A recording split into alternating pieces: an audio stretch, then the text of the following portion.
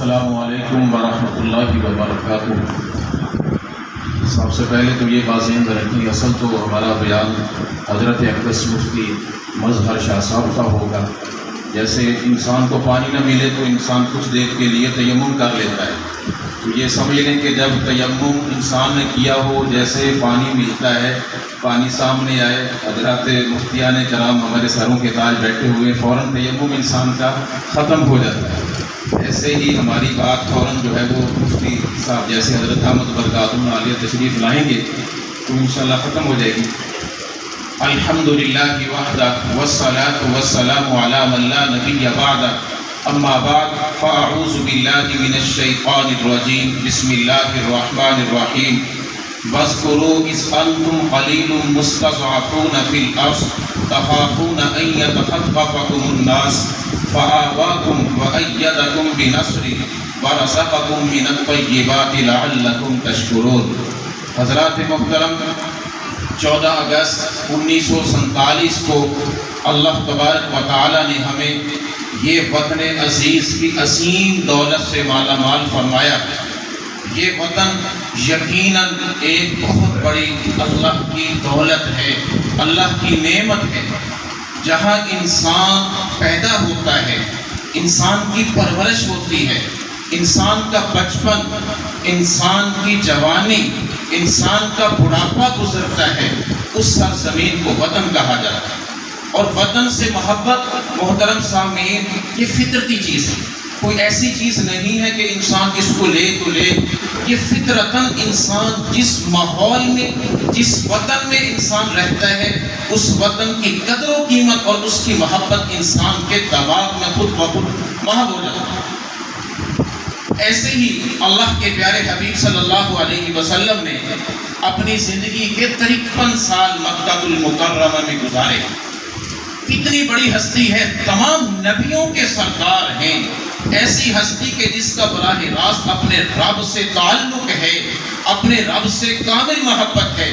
اس کے باوجود میرے پیارے محبوب صلی اللہ علیہ وسلم نبوت کے 13ویں سال جب مکہ المکرمہ سے نکل رہے تھے، کفار مکہ کی سازشوں، ان کے ظلم کی وجہ سے جب میرے پیارے محبوب مکہ کو چھوڑ رہے تھے، تنگ آ کے مکہ کو چھوڑا، کیسے میرے پیارے محبوب گھر سے نکلے اور سامنے بیت اللہ شریف کو دیکھ کے زارو قطار رو رہی ہیں اور کہا کہ اے بیت اللہ، تو مجھے ساری دنیا سے زیادہ عزیز ہے، لیکن تیرے فرزند یہاں پہ رہنے نہیں۔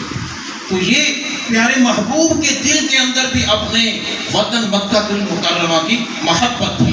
اور حضرت یوسف علیہ السلام بھی ایک نبی ہیں، اللہ تعالیٰ نے جب ان کو مصر کے تخت پہ بٹھایا، اللہ تبارک و تعالیٰ نے جب ان کو مصر کی حکومت عطا کی، حضرت یوسف علیہ السلام خود اپنی زبان سے کہتے تھے کہ مجھے اپنے اصل وطن کنعان کے ایک جو ہے وہ بکاری کی اہمیت میرے ہاں زیادہ ہے اس مصر کی حکومت سے، کہ ان کے دل کے اندر وطن کی حکومت، وطن کی محبت تھی۔ تو محترم سامعین، اگر انسان تاریخ اسلام کا مطالعہ کرے، پورے 1445 سالوں میں 2 ریاستیں ایسی ہیں جو اسلام کے نام پر قائم ہوئی ہیں۔ 2 ریاستیں ایسی ہیں جو اسلام کے نام پر وجود میں آئی ہیں، ایک ریاست مدینہ ہے اور ایک جو ہے وہ پاکستان ہے۔ ریاست مدینہ کا نام کیا ہے؟ مدینہ طیبہ۔ مدینہ کا معنی شہر ہے اور طیبہ کا معنی ہوتا ہے پاک۔ مدینہ طیبہ پاک شہر، وہی نسبت اللہ تبارک و تعالیٰ نے ہمارے دیس کے ساتھ جوڑی ہوئی ہے۔ پاکستان پاک سرزمین، پاک سرزمین۔ ہندوستان ہندوؤں کی زمین، ہندوؤں کی زمین۔ افغانستان افغان قوم کا وطن ہے۔ کرغیزستان جو ہے وہ کرغیز جو ہے وہ قوم کی، ازبکستان جو ہے وہ ازبک جو ہے وہ قوم کا وطن ہے، ان کا جو ہے وہ وطن ہے، دیش ہے۔ لیکن پاکستان پاک سرزمین۔ تو اللہ تبارک و تعالیٰ نے یہ بہت بڑی نعمت ہمیں عطا کی ہے۔ اور محترم سامعین، اس بر صغیر پر مسلمانوں کی بغیر کسی شرکت کے 1000 سال تک حکومت رہی ہے۔ یہاں پر ہندو بھی تھے، سکھ بھی تھے، لیکن اس کے باوجود حکومت کی جو باغ دوڑ ہے وہ ہمارے اسلاف، ہمارے اکابر، ہمارے اولیاء کے پاس 1000 سال تک رہی ہے۔ اور پھر برطانیہ کے پیٹ میں درد ہوا 16ویں صدی کے اندر، وہ ایسٹ انڈیا کمپنی کے نام سے تجارت کرنے کی غرض سے یہاں پر آیا، اور انہوں نے اپنی تجارت بھی کی اور مسلمانوں کے ایمان پہ بھی حملہ کیا، ان کی حریت اور آزادی کو بھی پامال کیا۔ اور 100 سال کے بعد مسلمانوں کی حکومت جو ہے وہ ختم ہو گئی۔ اتنے میں 1703 کے اندر حضرت الامام شاہ ولی اللہ رحمۃ اللہ علیہ، ایسے دور کے اندر کہ جب مسلمانوں کی حکومت زوال پذیر ہو چکی تھی، اللہ تبارک و تعالی نے حضرت الامام شاہ ولی اللہ رحمۃ اللہ علیہ کو پیدا کیا۔ انہوں نے انگریز کے خلاف جہاد کیا، انگریز کے خلاف جدوجہد کی۔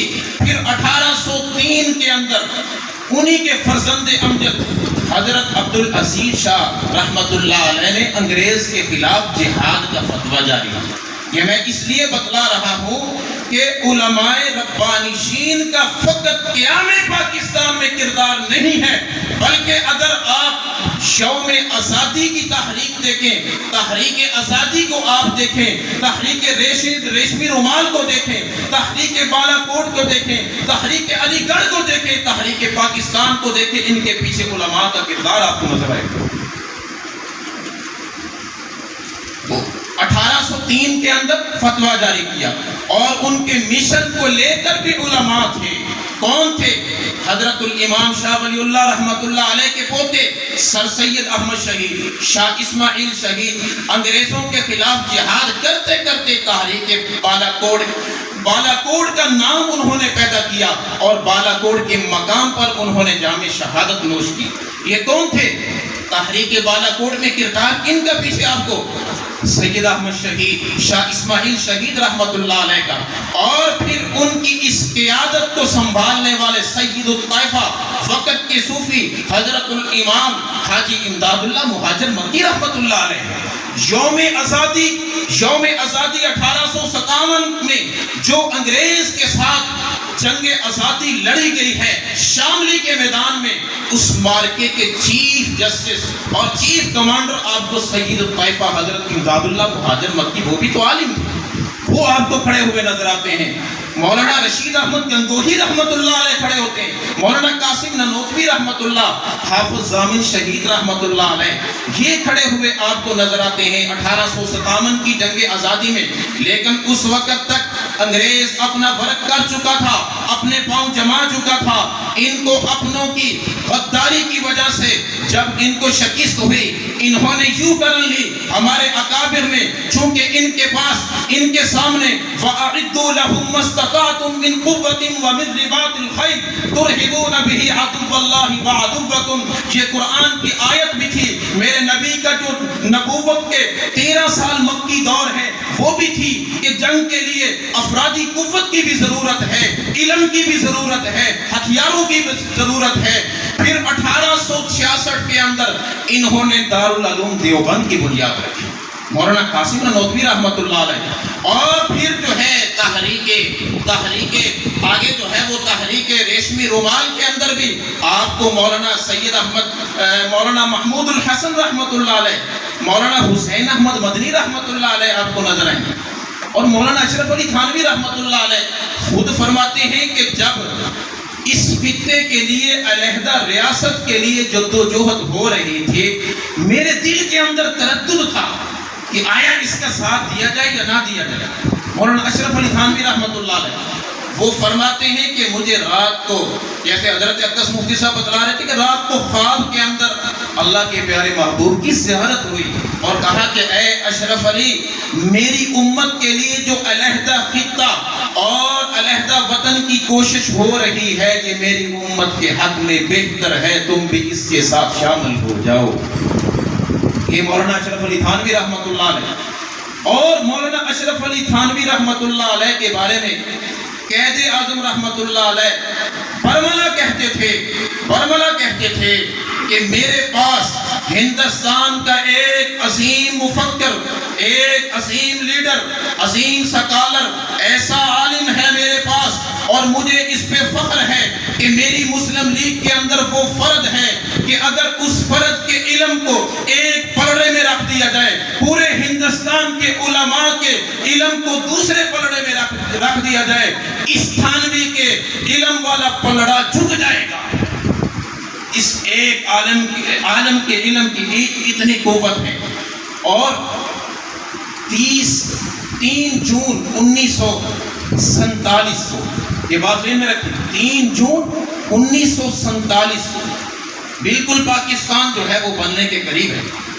علماء کا کردار بتلا رہا ہوں۔ 2 صوبوں کے اندر عوام کی رائے لی گئی کہ جہاں عوام کی رائے ہوگی وہاں پر شامل ہو جائیں گے۔ ایک ہمارا کے پی کی سرحد اور ایک مشرقی پاکستان سلہٹ۔ یہ سلہٹ اور کے پی کی کے 2 صوبوں سے ریفرنڈم کروایا گیا۔ اور قائد اعظم رحمۃ اللہ علیہ خود فرماتے ہیں اپنے مکتوبات میں، وہ کہتے تھے کہ یہ سرحد ہمارے پاکستان کے لیے ایک ریڑھ کی ہڈی رکھتا ہے، اگر یہ ہم سے جدا ہو جاتا ہے تو ہمارا پاکستان مکمل نہیں ہوگا۔ اور اس کے لیے قائد اعظم رحمۃ اللہ علیہ نے خود مولانا شبیر احمد عثمانی کو بھیجا اور کہا کہ مجھے آپ کی ذات پہ توقع ہے، یقین ہے کہ اگر آپ جا کے کے پی کی کے اندر سرحد کے اندر ورک کریں گے، سرحد کی عوام پاکستان کے ساتھ ملے گی۔ وہاں پر مولانا شبیر احمد عثمانی ہمارے اکابر پہنچے ہیں اور عوام پہ جا کے ورک کیا اور عوام نے پاکستان کے ساتھ الحاق کیا۔ اور ادھر سلہٹ میں جب ریفرنڈم ہونے لگا، قائد اعظم رحمۃ اللہ علیہ نے مولانا ظفر احمد عثمانی رحمۃ اللہ علیہ کو کہا کہ یہاں پر اس عوام کے اندر فرق آپ نے کرنا ہے، مجھے یقین ہے کہ آپ کے فرق کرنے کی وجہ سے، آپ کی جدوجہد کرنے کی وجہ سے سلہٹ کا حصہ مشرقی پاکستان کے ساتھ مل سکتا ہے۔ یہاں پر یہ دونوں صوبے ہمارے 2 اکابرین مولانا شبیر احمد عثمانی، مولانا ظفر احمد عثمانی کی جدوجہد سے ہمارے پاس آئی۔ یہ 3 جون 1947 کی بات ہے۔ پھر 11 جون 1947 کو پاکستان کی الحمدللہ قانونی جنگ جیت لی گئی۔ 11 جون 1947 کو مولانا شبیر احمد عثمانی، مولانا ظفر احمد عثمانی، مفتی اعظم پاکستان مفتی محمد شفیع رحمۃ اللہ علیہ، یہ 3 ہمارے اکابر خود چل کے قائد اعظم رحمۃ اللہ علیہ کے گھر پہنچے اور کہا کہ پاکستان کی قانونی جنگ جیتنے پہ ہم آپ کو مبارکباد پیش کرتے ہیں۔ قائد اعظم رحمۃ اللہ علیہ نے برملا کہا کہ اے عثمانیوں، اگر آپ کی قیادت مسلم لیگ میں نہ ہوتی تو میں کبھی بھی اس میں کامیاب نہ ہوتا۔ یہ قائد اعظم رحمۃ اللہ علیہ خود کہہ رہے ہیں۔ اور 1943 کے اندر مولانا اشرف علی تھانوی رحمۃ اللہ علیہ نے مولانا شبیر احمد عثمانی، مولانا ظفر احمد عثمانی دونوں کو بلایا اور کہا کہ الحمدللہ جتنی ہم نے یہاں پر محنت کی ہے، مجھے سامنے نظر آ رہا ہے کہ قیام پاکستان کا وجود اور قیام پاکستان عمل میں آگے رہے گا۔ اللہ تعالیٰ وہ سلطنت، وہ خطہ ہمیں ضرور دیں گے، لیکن اب میرا آخری وقت آ چکا ہے۔ تمہارے دونوں عثمانیوں میں سے ایک عثمانی میری نماز جنازہ پڑھا دینا اور ایک عثمانی قائد اعظم رحمۃ اللہ علیہ کی نماز جنازہ پڑھانا۔ 1943 کے اندر قائد مولانا اشرف علی تھانوی رحمۃ اللہ کو سب کچھ نظر آ رہا، وہی ہوا۔ مولانا اشرف علی تھانوی رحمۃ اللہ علیہ کا جب انتقال ہوا، مولانا ظفر احمد عثمانی رحمۃ اللہ علیہ نے ان کی نماز جنازہ پڑھائی، اور قائد اعظم رحمۃ اللہ علیہ کا جب انتقال ہوا، مولانا شبیر احمد عثمانی رحمۃ اللہ علیہ کیسا جو ہے وہ۔